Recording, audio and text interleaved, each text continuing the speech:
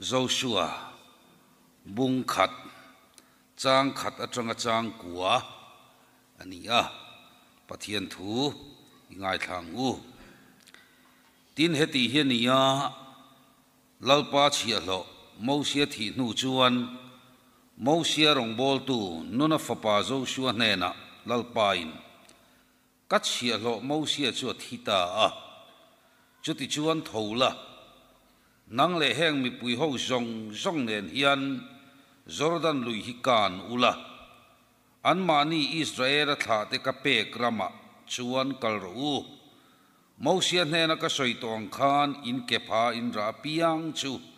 ka pevek a cheu thalera tang le hele banon tlang atanga lui lian pui Euphrates lui thleng a hi thoram zong zong nitlak na lam tuifin riat zau tak thlengin in ram rian yang dam chung zong tu ma reng in an chel lawang che mosia hena ka omang khan i hena po ka om ve do ne kati thon lawang chia kalpo ka kalsan lawang che chak tak le huai takin omro an tha tu te che chama pek kalau tiam to ram kha heng ho hi ilua tir don sia kachia lo mosian dan zong zom tura thu apek che kha zom tat turin chak tak le huai takin om phot mai ro ikalna pianga ilo muingil zel theina turin iding lama emo i veilama emo i pensan hau suang che hedan bu hian ika chu asan lek hedan bu hian ika chu asan lek su se chu mi thu ziak zong chu i zom tat theinan chun le zana ingai tua zok turani ti chuan i kong te chu i lo ti tluang zelanga i lo muingil zel don nia thu ka pe chen i lom ni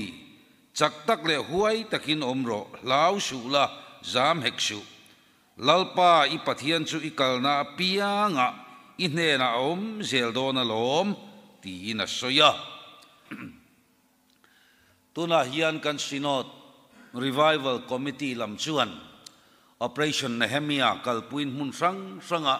zan khovot nuaya revival speakers ten thei to panchua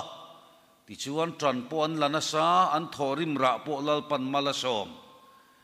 kulai RV le che vela te po pathian na thoro pui tak kan mu angai nom em mani ti chuan tun tuma po in khom na hu hovin theilo mai na hei selinga kanu pa te ruwa man na hilal pan malasoma helai kanin khoma po mi som thum panga aya tamlo kanin khoma kum tharnia so lama nung lama te po in tharung takin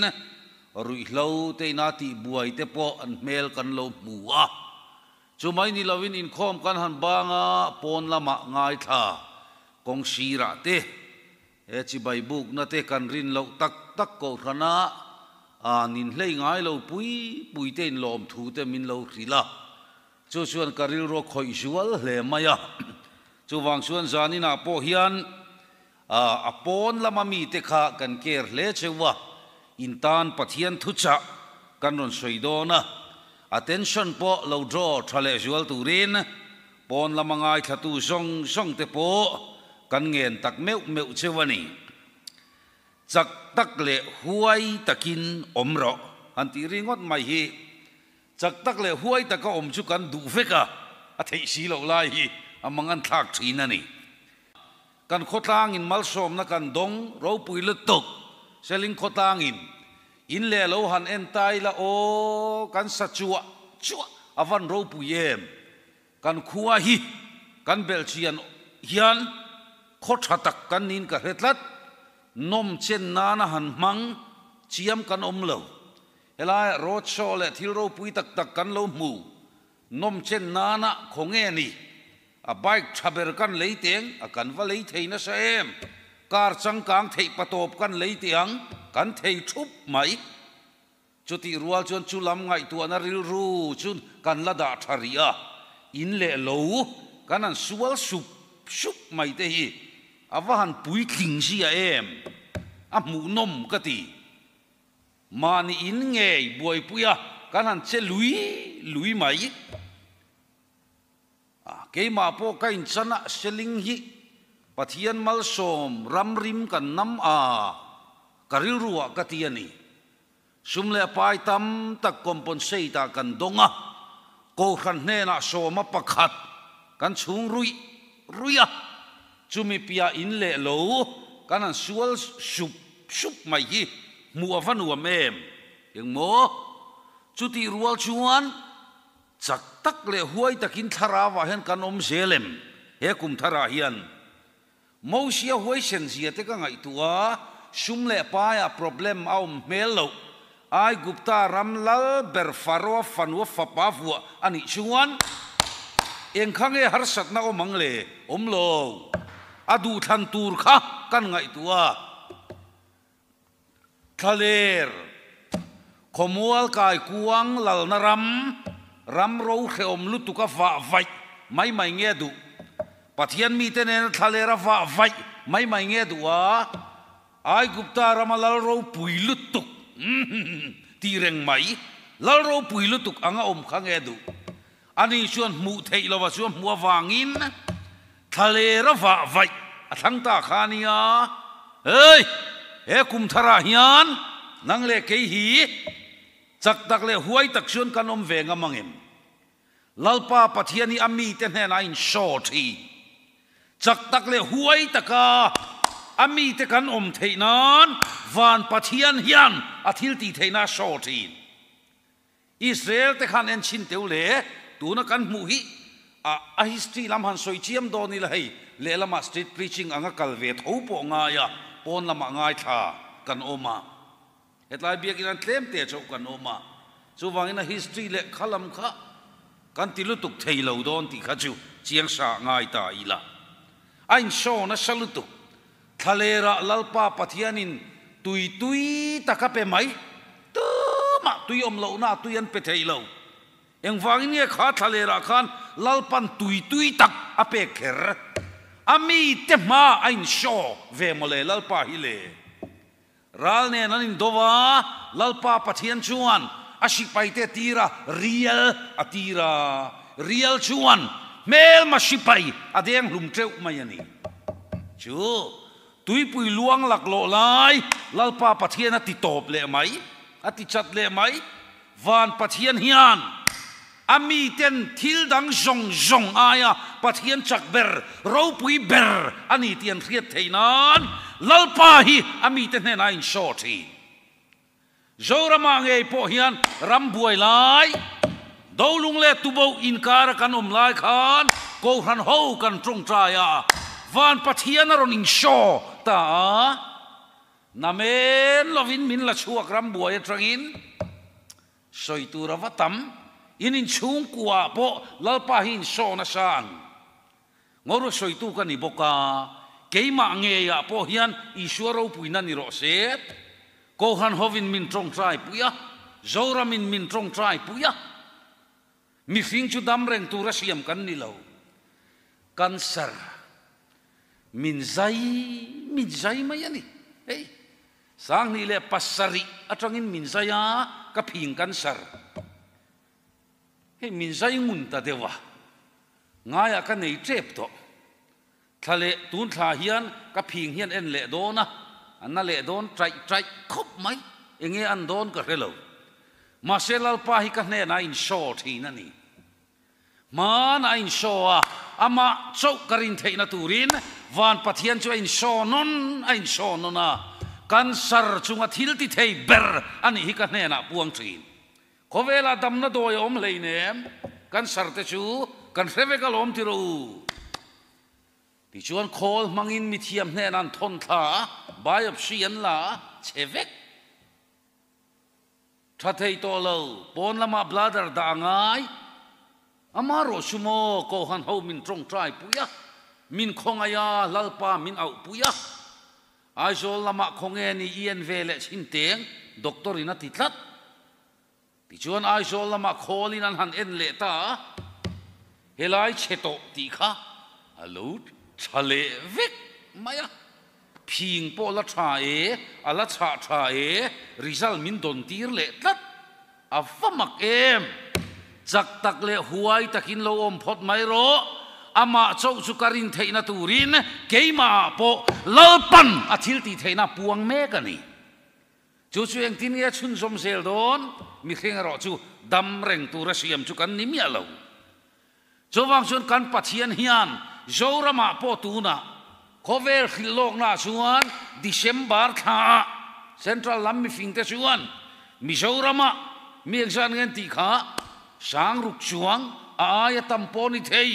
e corona virus e an veidon adam na fangang tinilomi kha amaro su ko han ho kan trong tra ya chung te po chu kan pumpel zel tuna kan tlem chho tial zel lalpan tuna athil ti theina min mutir zel ani e kum thara hian le chak tak le huai takin lo om phot mai ro zo shuan ne la soi thu ka pe che ni lo mi chak tak le huai takin lo om phot mai ro jam shu lao shu cho ma kan jirangin kum thara ril ru thar tuna chuan chak tak le huai taka kan om na tur shuan ngai te so yang o thil chin thalo kan chin ho hi le tun kum thar sim na hun tha lalpan min hon sakani lomi thil chin dan thalo habit akan lo nei to si asoi om tak din huna po ka ding ka tia hei ke mei tha tang khan pathian zara ka chin dan thalo kala sim ve sel ria kalom khom mai rong bol tu kan nia kan sinot point min nge na maro chu kati hei thei lo ma se tu nai ro chuan isua zara chin dan thalo sim tha katia he kum thar a po hen chun som sel ka tum tlat chowangin khalai ngai thatu sa om tak po khan he kum thara hian huai sen takin tin ngati chak tak le huai takin lo om phot mai ro zuk le muam chul lo wa sum kan man na hek te hi ho teu khai sim na hun duom takani kan ngam don em mani theu ine nangu khai rong bol tu ti amoi lo thalo kan khiat reng sim na hun tha lalpa pathian in min pesel chuti rual ero chuan hei ro chu kan soi lu viau main kan khiat thain ka ria zug le muam ti lo tam tak hi chu dik tak chuan atimek te tan hian mal som na kan ni lo tlat kan ngei om tlat meizial ngei em an sa om in ti ngei em ho hi an chim om tlat zuin to lo rong bol tu thatak tak tun ma in thin an sa om lutuk in ti ngei em mai hi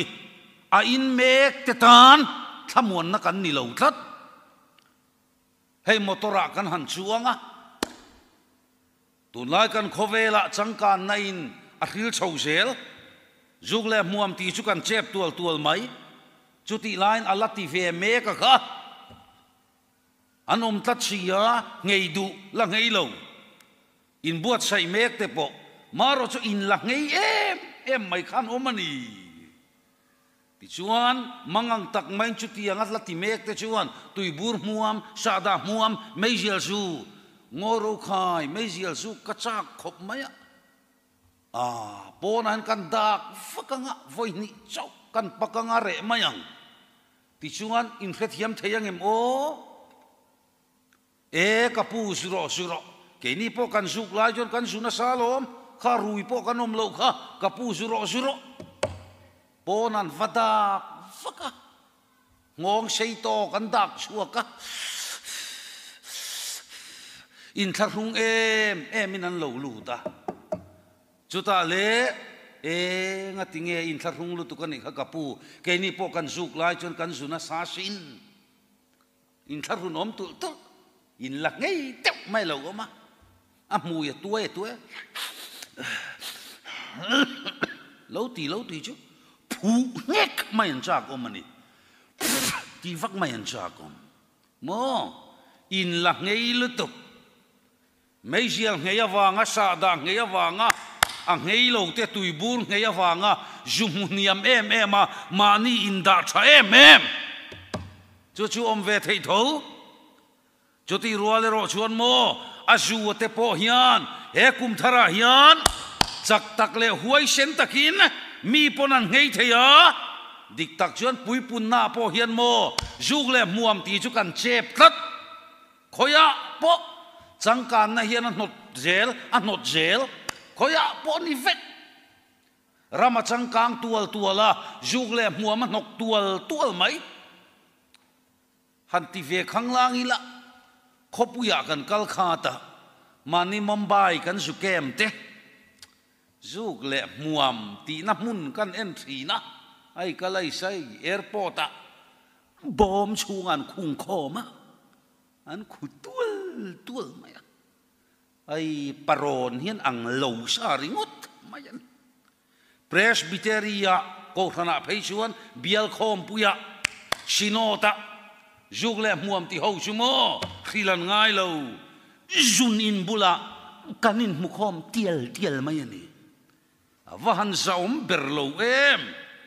miang lova min siam tu zaum lova min siam tu kan zaum to lo mana kalain he kum thara hian kha ichak na chete khachu pai ngamro chak tak le huai sen takin lo om phot mai ro enga nge ke mi hring zaum lova min siam tu tul lova sum le pai min pai tir tu na tang suan min kal san ro le kan ti ve ngam donem chak tak le huai takin ti lam soi hisu ngai thatu tan po khal de vem amaro chumo itan tangkai lo frisel na tan tangkai boksi lo tul lova kan sen thil kan chin thin thalo he kum thara hian ho khai sim na hun lalpan min pelo mole zanina tangin tundar kara tangin he thil hi huai sen takin kakal san don tikhani bula po khan tuna omreng ani lomi kha khan ban nei lo kuta nei lo enga tinge nangini ne lowang mo kha thil kha pai turin chak tak le huai takin o chu mai ani lo zule sa drugs heng zong te himo mi khing min ti chetu kumkal to a inin chung ti buai tu har sat na siam tu nang patling za om lova siam tu che ni kha mani masial tak poin ngai tu chin ro khang zong kha huai sen takin kal san la chuan voinian nui zat tu che hian an nui zat fo lawang che in ina sa omasin in chung kwa po kha om lo sela rualin pola sin amaro chumo nunglama minan nui tet na chan che chumo thil dangani leinem kha thil mai kha lo mole tuna hen nang rong bol tu in ngai tu ro rong bol tu inia nunglama minan en thin che an soi thin che sin kha isuin nang ina poilo iti mangai khan mo an kok che sin hei himo man ni aporon lam ve sin ka re chiang a sin an venga chun rong bol tu ania kha na ti sa om lo se lo mole thu ka pe che ni lom ni chak tak le huai takin om ro ka mel ma midiriam mai shu katlu khun chuan ka tho leang thima ka thut poin lalpa chu ka ta ne nga ni yang enga nge he thil hi kati reng bi kang le kan ngam ve donem aruyan nuwa mani thei ke chumo ka en hian zu in hi ka chak thei lo kapu khongai takin kapi nang chu mei che ni le ngal ngun takini om na tang khan lo ngai tu chin te zu hian miang lawa min siam tat aruyan wa mani mai thei amaro sumo he thil awang hian inin chung kuwa kha mi mudan chewa dang tat asin anhan ina ke chu ka entry ka ot thei ngang lo tlangwal mel fel zaom tak malsom na don konga inle lowa sumle paya po mi pa ngai chin kong sira o su in na mun om silo manin chunga mi mu lowin po ni lo kong sira an lo thu kuala chu mei chia motor chunga zuan lo pe a va en ringot va mu ringot po khan oi engam monika aum ngal ringot mai ani ti chuana in ho te kan ngai tu thina ka khongai thi a in tak tak ho pheichu ka ngai tu thina ka lai na thina ni solai kan che mual ma ma zuan chek lai te kha o kha pa kha mel mai chu thasin mi pa ngai ani apian po mi ang vekani in le lo pon nei thatho amaro chu zu du ani zuan ron chekta an pai hum a uilu tok zuan pai kha ti chuan si ne na chuan ron kala kapu khongai takin in pai rau rawani chuan ka anga ka ka hian pai mai ro ava khongai tha kem aka chuan a ang ta zu fir chuan thun lu ta alem khol mai a chung te kan ni khan van sa thak don em atu ka po om na nga ya alam ngar anti khamole he selling tlanga mana camping kan nei tum te khan solaya son zu kan la kho mani kha chuti lai patling pa ngai tak mai ron fak chho kha ka valai nat em engeron soi kha puthang siama hena founder speaker upake thang siama milungai te chian team founder speaker puthang siama hena kapu eng team ngen ni kha puthang siama chuan milungai te chian team kan nia chupa aizol papa ngai tak zu chak to khan milungai te chian team mo in ni tuna hian zu in tur nei lovin kalungai mema khongai takin in thian pa hi zutlem te min lo pete u avahan khongai thak em chudin mun chu kapu tuna hian in nai to sin zaom lova he zu hian asiam che sin kumkal ta khan tuna hian itlan san vengam donem kavan khongai em mi pa ngai takan ni ai zola khuan zuwa in a in zela atopa chuan mo ram huai te mu thin ta ti chona pa in minron kola kan valeng mu tla ka om to lo khongai thak lutuk kongkhar kan han kika in nuayan kal khum top to zuan chop top mai alum luman hlawani ta chuan enge thleng ta thil dang ani lo kongkhar kharo alo tia ti chuan kongkhar chu kan khara enge ni ram huai kha lo chang ro ti chuan a duang chuan kan han chan puya atopa chuan a huala kukara hualu ta ina khria gesha ju phit tir vela mole mi pa ngai ni si kha zu khan avan soi sare thei em chuwang chuan ngai tuaro kapu pa berin kumkalta zum hun hlim nai ngai na ta wangin nang tlangwal in chung kuwa in sa omasin nang ma wang khan in chung avar khe om em he kum tharra hian i thil chin thalo zu isim ve theyang em sim turin chakna inei kha huai sen nai nei asin chak tak le huai takin omro thu ka pe che ni lom ni lalpa pathian ni nati hun tha lalpana siam sak cheni chumini lo chuan mo chiat na rap thak le sual I ma a hian a omania zu he mi wine he mi atira angolan veidon ti an ngai tua big lo hetiang hian ka omang anti big lo amaro chu anti ya atopa zong chang huna oma chua andu nima selan chua khlei thei to silo an valainat om em tireng tla kan ilo mi a min siam tu ni mi ang lova siam tu che ni kha chuwangin he kum thara hian pathian in thua pe che sin chak tak le huai takin lo om phot mai ro khang zong zong ngei na hun rem chang lalpan kum thar a huai kai che ni drugs heng te o ke ka van lai na thin em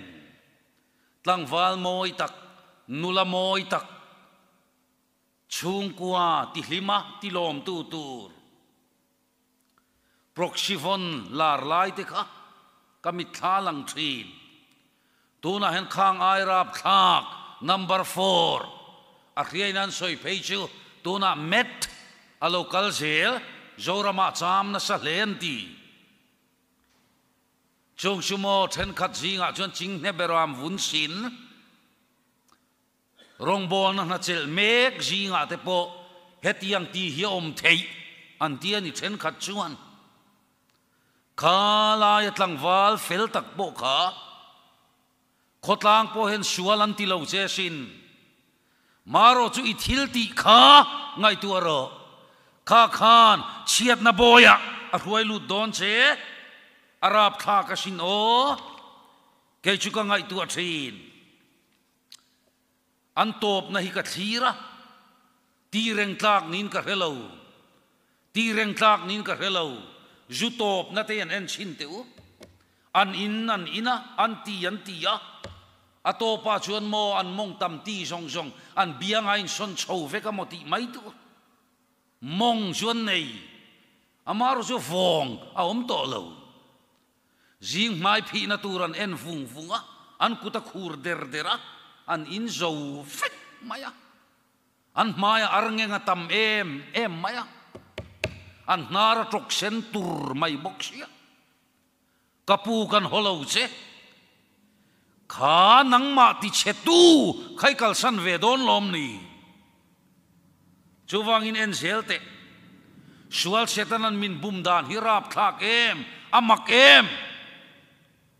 tuna hian inun khain en chinte za om lo wasiam tu che kha ipom betlat donami heti hian an soi thin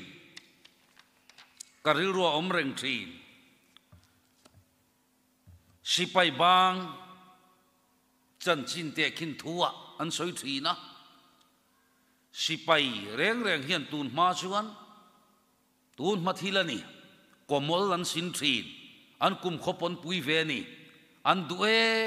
em mai komol hi an sin reng thinani ti chuan aron bang ta kha sipai kha a thian tenen rama thingan buwa an thing pu holama chuan lui alo liana an kan don leyan kal lai chuan thil dum nul hi tuina ron len thata kha sipai khan an en thina komol chia ni na khetatlat maya a thian tenan la khalang tin lau em ina zuang lu ta chu thil dum nel nul chu va pom chot maya komol emotina va pom chot maya komol ozong alo ni lo savom lo ni pek chuan mangang em ina thian te ko ta thian te u min pui ro u thian te u min pui ro u a thian te chon zuang lut ngam si lo leya tang chuan an zu awa thiana I thilman khak komol ani lo savom ani kha tha vat lo tlang chuak thuai ro ani chuan mangang takina thian te churon awa thian te u ke chuan ni china ka tha to aman min kha ve du lovani chuwang chuan mo nikumai lo man zule rui lo chi khang khang kha tu na hian tha thuai ro ti lo chuan a man let chenga tan chua i du huna po chua thei lo hun a theng palang e tu na i tha thei lai khan kapu he kum thara hian i chin dan thalo rui lo chi khang khang kha tha thuai ro tui puya saruangan pai kan riati ro chu tui puya chuan saruangan pai bong ruang vok ruang mulukolan lo thoka an ron tum ta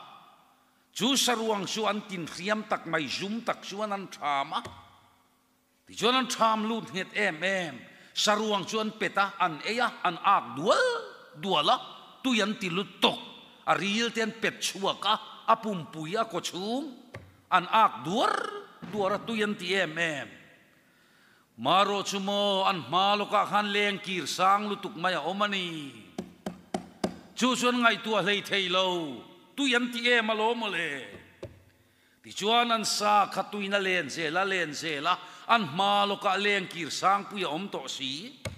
chulam ngai tua lo chuan an peta an eise la voile khata an saruang chumo leng kir sang lutuka tlata thut maya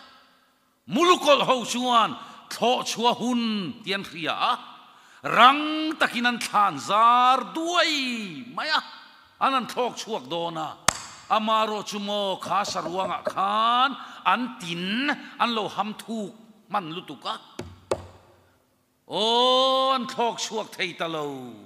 an phoi chuak main tui pui chuan leng kira alen thavon von maya lungpui ke ka kara anin tlasep tota chuwang chuan kaunau du tak khovel saruang himan nget to su kum hluyai ti khadu tok to ro he kum thara hian tho chua hun lali shua krista local ta sela idu huna I thok chove theilo palange khovel saruang hi tham het lutuk su tuna khan tho chua hun to midoi jep tin I maya chilan chak lo se chuwang chuan enga tinge kha setana man ruwa kha lavini khur dona mi zanina hian huai sen takin ka melma midiriam su katlu hun chuan ka tholeang thima ka chut point lalpa chu ka ta ne ngani yang lalpa ilam ka lo hoi heng ka chin thalo hi simin lalpa inena ka lo ka le chak tak le huai takin omro chowangin huai takin lalpa pathianin thumin pelo thumin petu hi khoveli nangam leine a harviawani ponmo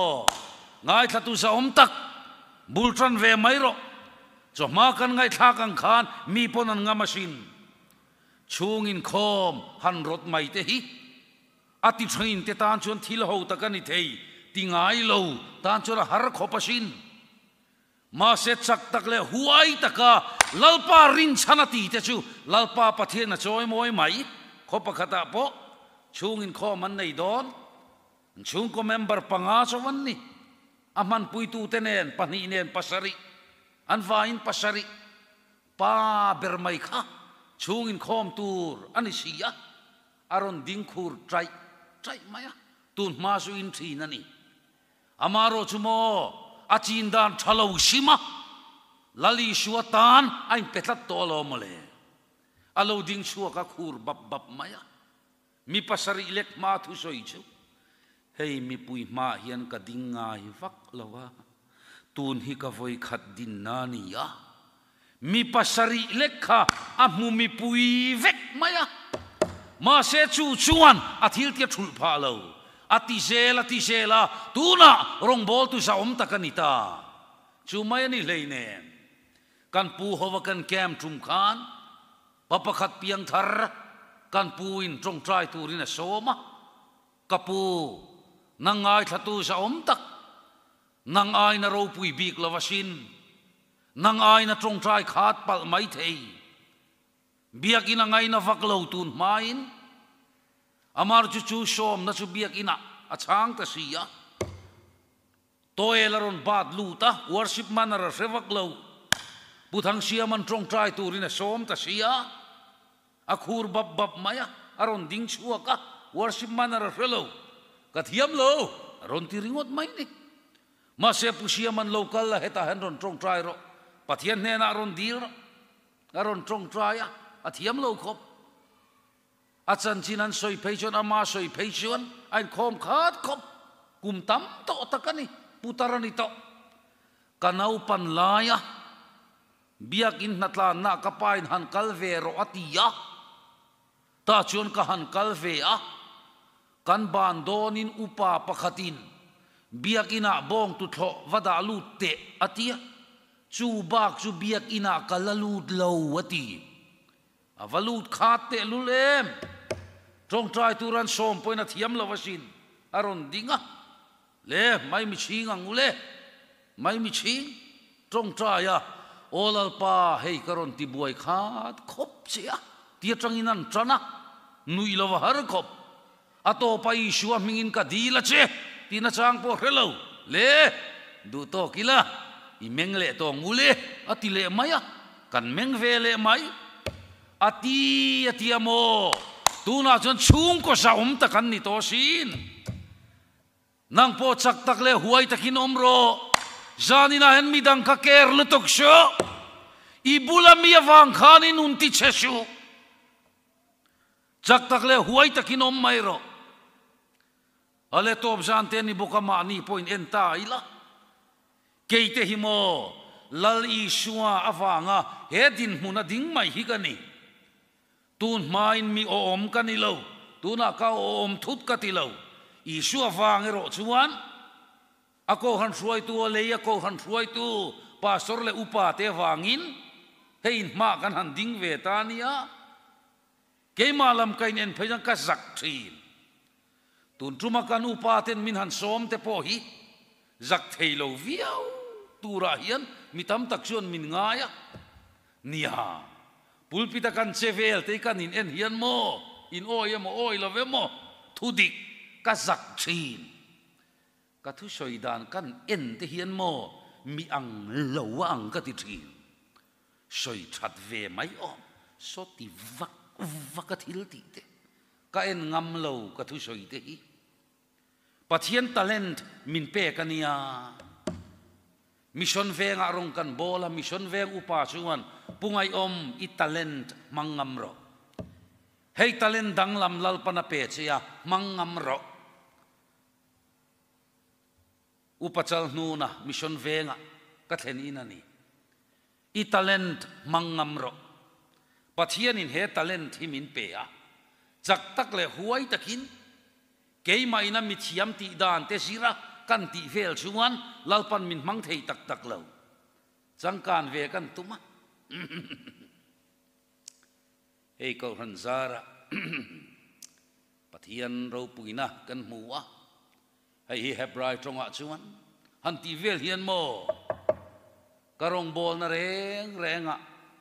mithar lalpan min pekhat khop maro chumo lalpana min pek heti hian ti zong hian thu soi te ka zirna sa vesin indinain ka zirang than mual thu soi dar thalang ma te ka zirna salut a hui khoma ti turani lo ti theng hian ka zir fek a vai ka beina salut tu man a hui khoma ti chiani lo a hui khoma ti turani nuai la mari bum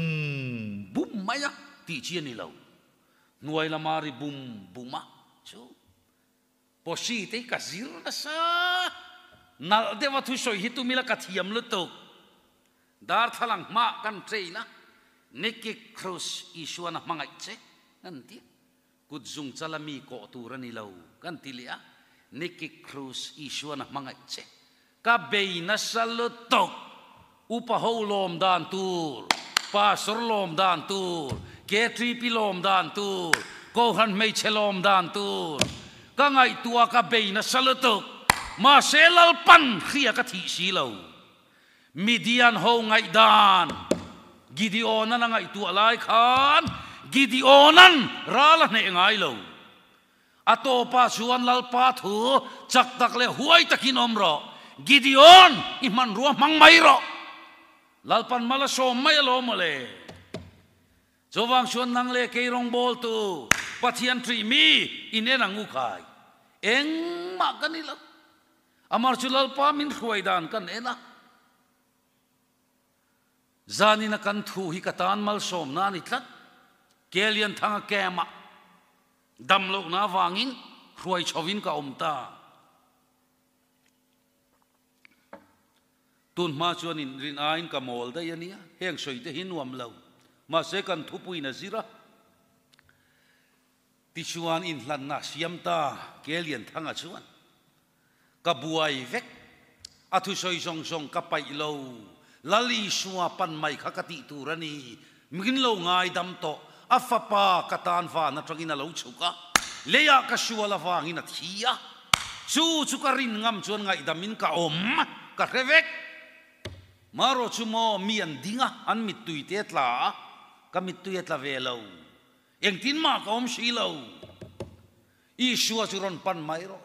mai ro an ding supa o kabulami ka kem lu pui koi pui pa palian em mai kan mengrua trap zung sung maya ka tra chuak ve si lo enga tinge ka shuala ngai dam ve thowani lomi atopa chun klasa min lata mi pasari counselor fel min minan kam pathian thu min han rila enga tinge din theilo nau pang te si kapu din chu kadu nima se shual ka ti le ka lawa lo mole mi chan na ama churing la ma na ti vekang ka o ilo ati vek om lo mai ka ti boxi pulian thanga fel ji kha kan choi moi tiang he kum thara hian min kal san lo aruma min ko lu ta amal te in pathian thu min ril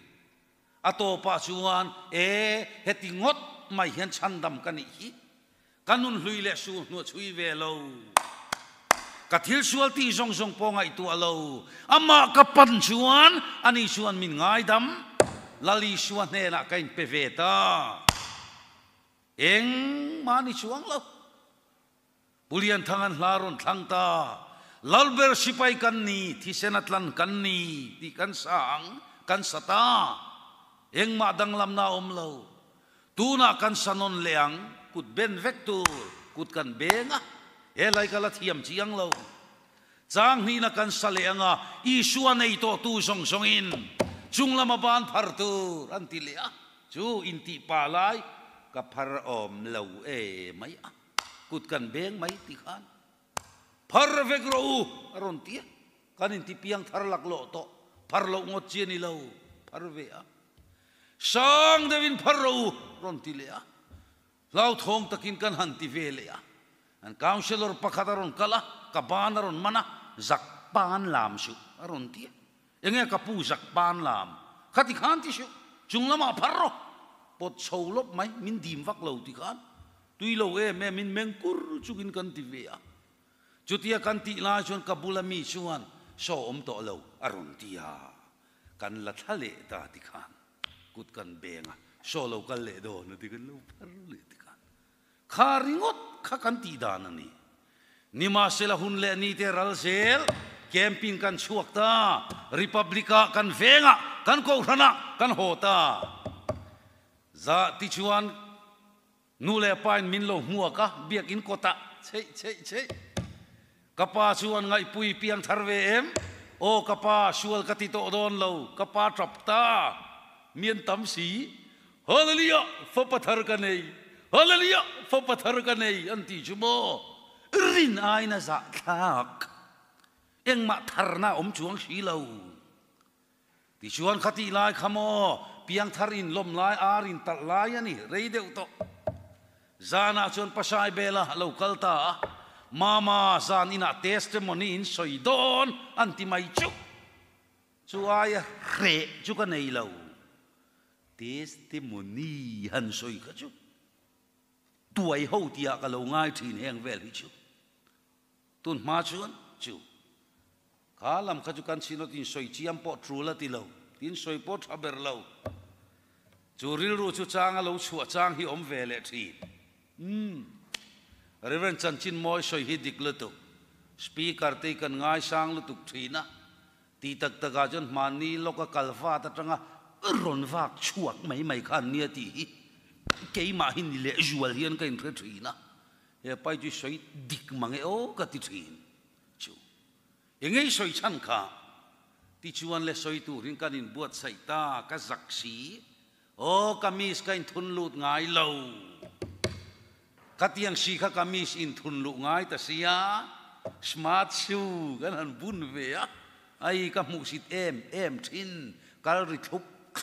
ke tri pi mong pop kan ti mai mai ho in chei dan in kan han in chei ve trana kan in en thina mo mi ang lo lian pui hi ka ang tlat mai ani masela tar masa min thutira masa berdot tua hian ka mi thai na mu thina lom avahan khe om em thana luang zung maya mi song in min en vek thin hian ka ria ta chuan testimonial soyan thiam lo em lom ka soi ni theng don chia o setana hian chak tak le huai taka kanom hi wa phal lo em enge theng ta trong kam thiam em mai pakhatin mi soi khal pe ka lo male soi dan tur khamin sil veka an ziak lok veka an felasin puthanga tim te chu sei de soi pon phal lo ka trong traya ru la lo kala min chuk lawa kalom ta em ati mai an phal lo ani na tak testimony khamin soi tir mai ni Isua Krista hilal le chandam tua kapoma kadam chungin rong kabol tuang ti hi pathian le ko ran ma karon puang ani chu bak soyan phal lo ka bai hat ve kalo Isua hilal le chandam tua kapoma kadam chungin rong kabol tuang ti hi pathian le ko ran ma karon puang ani chei ka wa soi ve don ta Isua hilal le chandam tua kapoma kadam chungin rong kabol tuang ti hi pathian le ko ran ti ka thei hil ta Isua hilal le chandam tua kapoma kadam chungin rong kabol tuang ti hi Isua hilal le chandam tua kapoma ka ti tamaya kan chairman ka upasele thangania ka varon thina mi khil du reng lo le ngala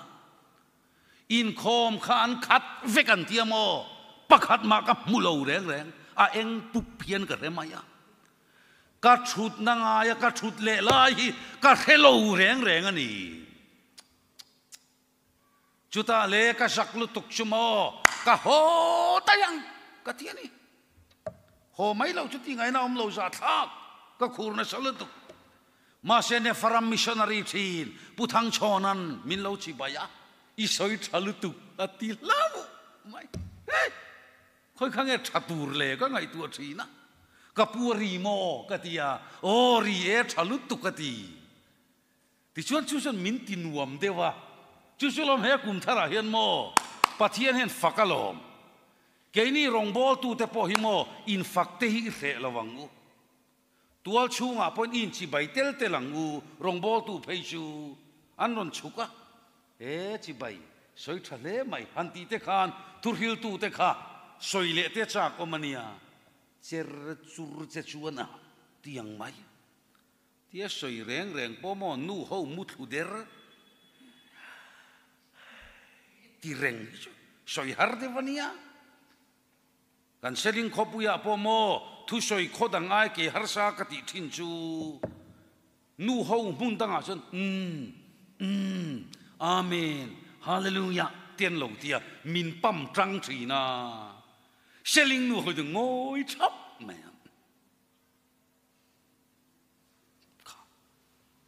dik tak chuan thu se hallelujah amen lo ti te chuan thur hil tu kan trang ania ti hian mo e kan upa ten ke niang rual min fak thiam em kan han lut tha hei kan chairman te e kan upa ten hei mita min han ena puchaman e pungai om in tramo in chung ko in damem alo mom le mai ke niang rual min an ti ve chuk thak pai puchaman min chi bai kan lom tha veng maya ngai tua chin teu e enge theng ta putang chonan min lo chi bai lom em a tha niang junina ka jungta kai ngai tua phim le man lau a tha om lo mai a soi po kan soi lei thei lo ti mai mai ni ho dai ka tum lain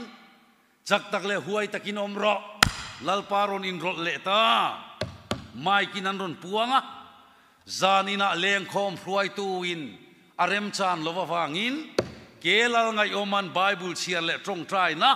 len khom na mangang a ho le thei talo ti chuan mo fsc bungruk chiar ka tuma ka khur na salutuka chuti laya revival speaker tungeni kan thengil pal pisai thangin ati thengang lovani hi ti jon ka bible ala a chiar ta ka jaklutuk ka ho ngamo bible dim na sang ka hello ka fom pop ka pa ka pian thardana diklovani thil thati ka tum point ka thei reng reng lo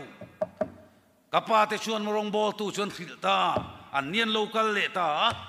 ka thina urani lali shua pan ro in tia kapana shual nei reng chungin kapana thil thati ka tum pon ka thei reng reng lo in thu soi hi diklovani hi ai rong bol tu hian varo pui em dim na pakhat ma min nei lo kachala mikok maya nau pang enge dot kan soi pathian in afa pa isua kheng noi mia lovina peto chea van ram mi kal thei to sin za thei lo na le se lalpan pek che tum lei ne lau le khur sungin i chandam na thok chuak roti jo kalo lau ma la khur ma la lalpan a chandam to chea thil thai ti se langa yani ka har le ta ti lui anga yani chu ka ti sel to ang ka thing thia ka trong trai sin chuta ka trong trai na chu kala soi vek thei lalpa tu na trang ni rong bol turin karonin lan thar le republica in khoma piang in tlar masaber dot tua ka thuzia toang khuang ni ari ka piang in kalamang republica mithian oma piang in ka trong trayang chu kain tiam ta isua sara ka ti lo tling vek republica mithian om chuan mo alom ber ka ni ka ring tlat katlan vat maya andin ma hian kan trong trai lo ka nge olal pa ka ti mai zela an mai mi ching man ngai reng reng lo ka ti vat lo chuan mo ka khur le va kang ti ha ka lawa kan trong trai lo olal pa ka tia kho harina re thap hi chuan min ena so ngai oma a trong trai tre pangan ti maya ka ding zel ka lom lut in khoma piang in tlar ma saber dot tua ka thung e nge kum tam tak sung chu